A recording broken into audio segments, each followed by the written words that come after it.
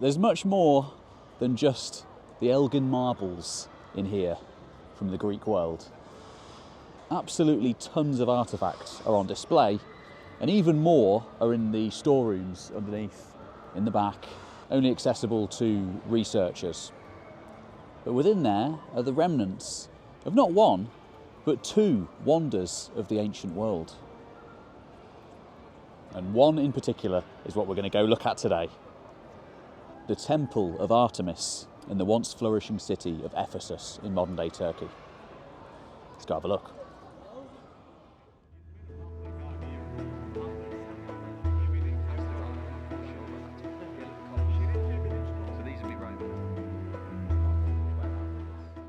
Do you remember the first massive ancient city that you visited? I do. Mine was Ephesus. It was 12 years ago now.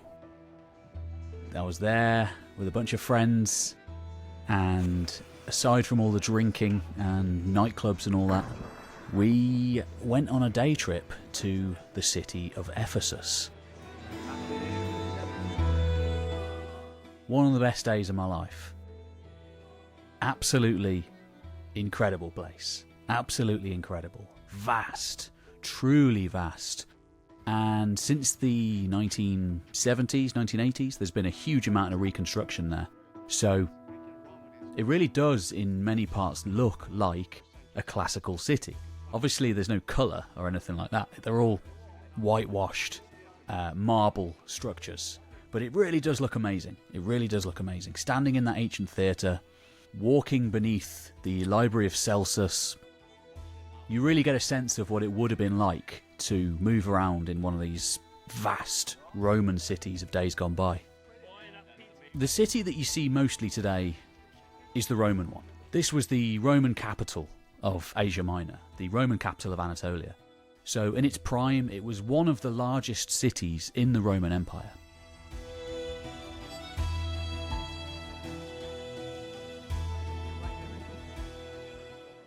It reached its end when the harbour silted up. It was geography that did it in. Not before it had been sacked by the Goths, and really was heavily involved in the events in the fall of the Roman Empire.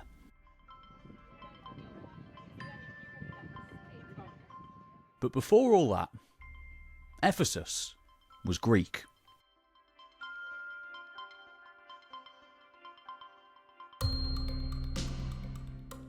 In the summer of 2023, with two of the same guys that I'd been there with 9 years earlier, we went back.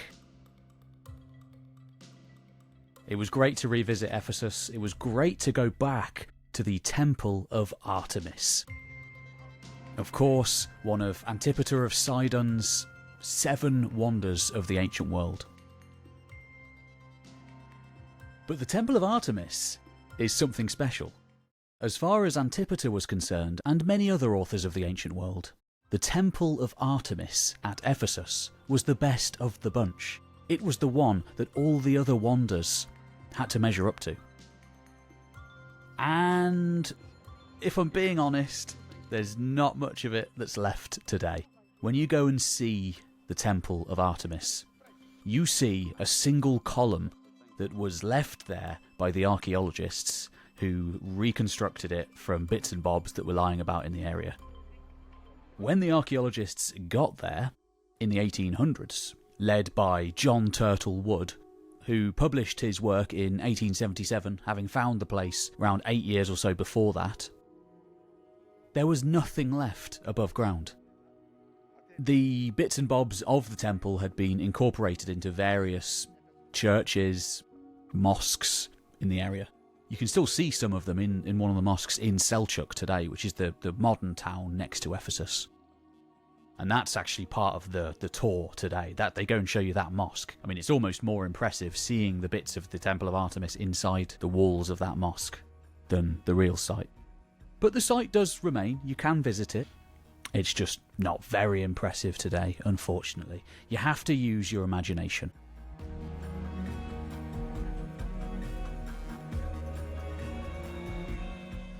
So what do we know today about the Temple of Artemis?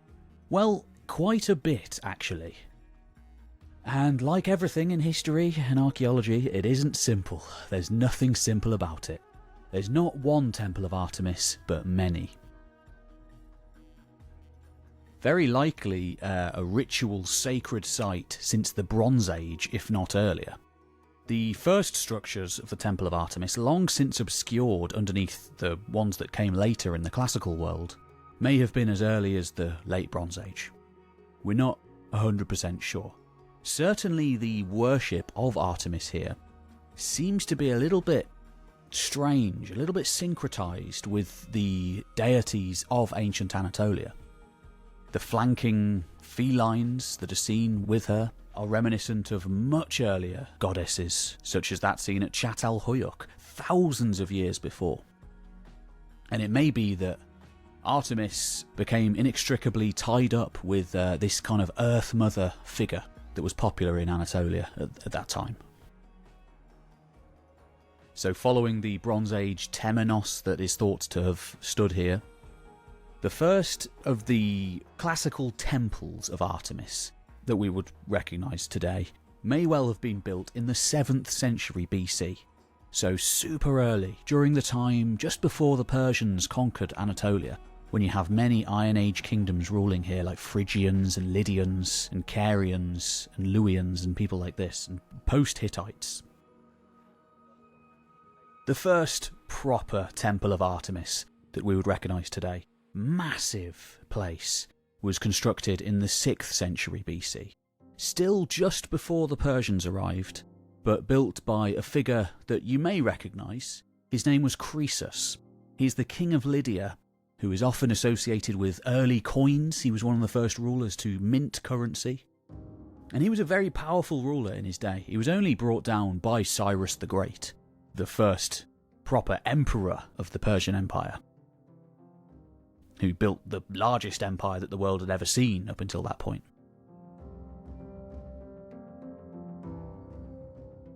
So in the histories we're told that Croesus hired a great Cretan architect named Chersiphron, and it took 10 years to complete.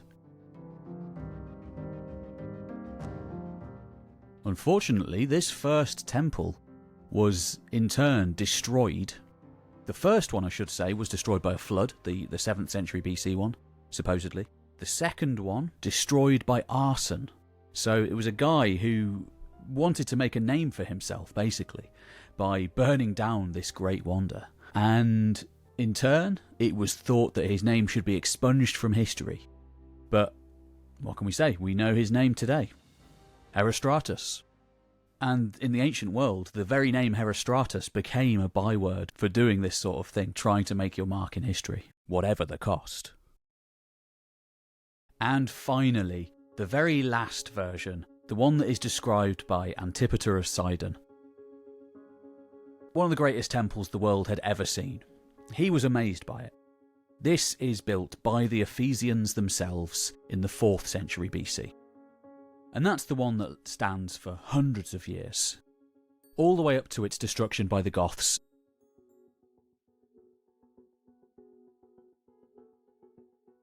Though it was lost by the time John Turtle Wood dug there in the 1800s, it was remembered in the Renaissance in the 16th century. Based on the classical tales, the histories of the ancient times, it was remembered as this great monument. Pausanias visited the place, of course, in his globe-trotting adventures across the Greek world in the 2nd century AD. He thought it was an incredibly old site. He thought it was older than anyone, really, at the time. He thought it was older than the Amazons, who were associated with its construction. Those warrior women of Anatolia, famous in the Greek mythologies.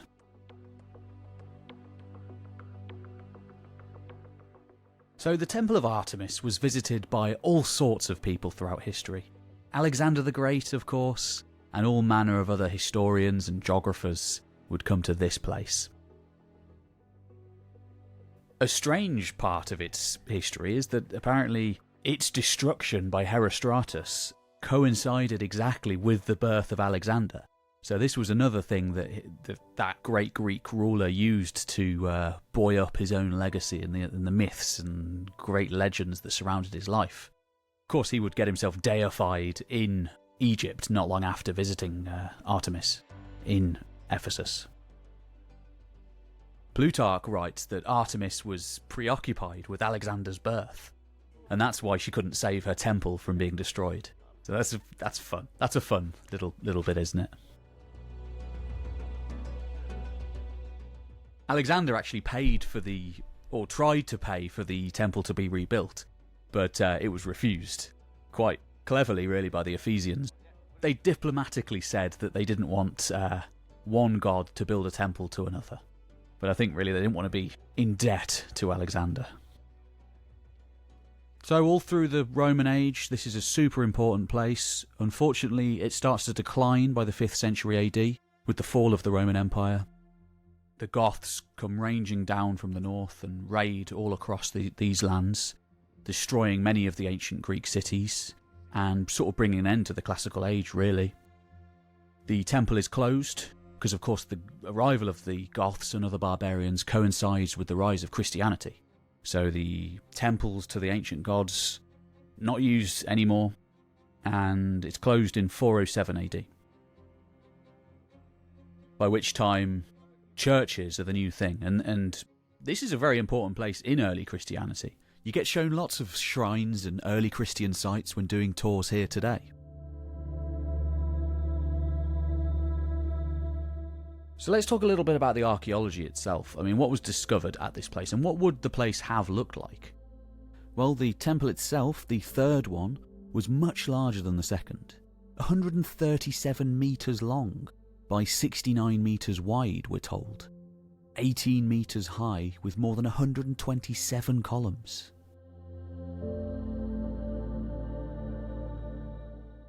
And what about Artemis herself? Well, many representations of this do survive. And it's a pretty strange looking thing. It's got these sort of many breasts in the middle of it, but they might not be breasts. There are lots of different interpretations of what this is. But I think that's the subject of another video. In fact, you can see many other people have made videos about this on YouTube. Toldinstone being a really good one. And Dig It with Raven.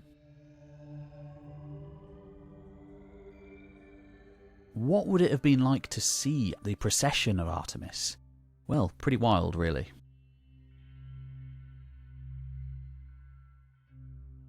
One of the really interesting things about Artemis, I think anyway, is that it's not just a Greek thing. This was international.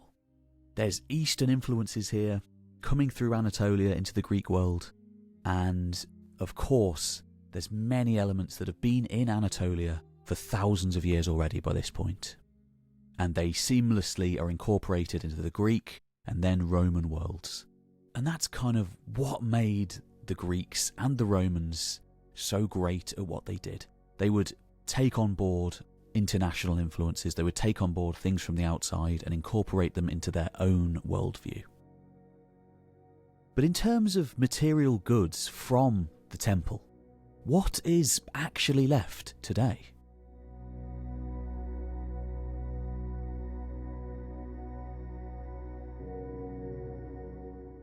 Well, it's a strange state of affairs, but in terms of what's actually left from the Temple of Artemis, there's almost nothing. At its location in Ephesus, which I've visited a couple of times, little more than a single column survives. And that column is not original. It's been reconstructed from debris that was left around in the area since the classical place came to an end. But like many sites from the classical world, fragments do remain. And of the material evidence that does exist, most of it is in there.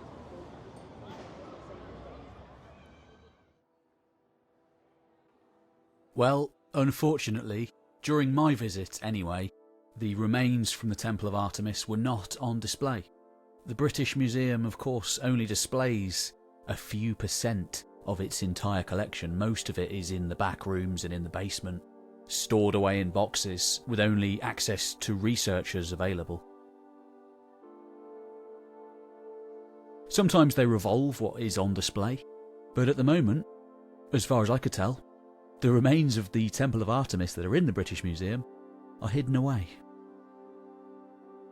Which isn't great.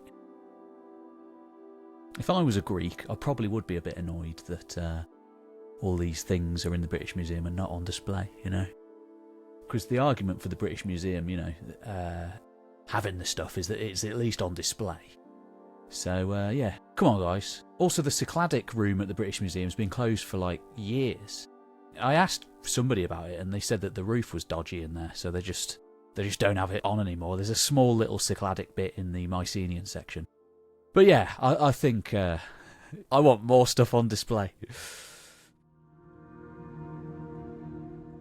If you want to see more things on display, you can come with me to the Sanliurfa Museum, which is an absolutely incredible archaeology museum. I'm going there in September as part of my first tour that I'm doing. It's a group tour, hosted by a charity, so all the profits go to a good cause. I'm doing it with 2 other YouTubers, History with Kaylee and Dakota of Earth. We're going on an epic journey, 10-day journey across Anatolia to Göbekli Tepe, Karahan Tepe, Hattusha, Sogmatar, Haran, loads of other sites. And yeah, you should come with. It's going to be an epic adventure. Going to talk history from the morning to the evening, all day, every day. At dinner, breakfast, on the coach, lunchtime, at the sites, in the evenings. Going to film some videos there and all that. Do lots of research. And chat to you guys. So, come with. All the details are down below. Hope to see you there. See you later. Oh, and put history time on your booking form so they know that I've sent you. Cheers, everybody.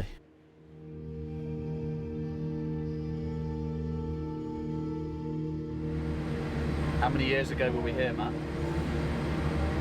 Nearly a decade, Peter. Nearly a decade.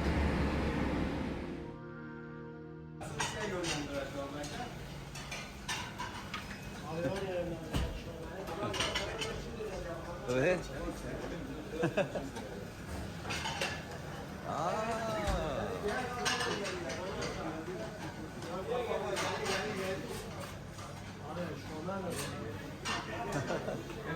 Wow.